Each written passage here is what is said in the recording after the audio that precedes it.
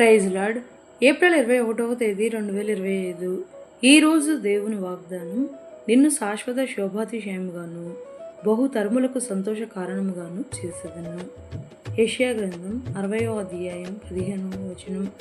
బహు పరాక్రమం గల దేవుడగు మన యేసయ్య మన జీవితంలో ఆశీర్వదింపబడటం మొదలు పెడితే మన పాపములు, ఆర్థిక ఇబ్బందులు, అనారోగ్యం అనేవి మనము ఎన్నడూ చూడక శాశ్వత శోభాతిశయంగా తరతరములకు సంతోష ఆనందకరముగా ఉండును. అటువంటి ధన్యత మన జీవితంలో మనము అనుభవించగలిగితే ఎల్లవేళలా దేవుని బిడ్డలముగా విశ్వాసకరమైన జీవితాన్ని మనము జీవించగలము.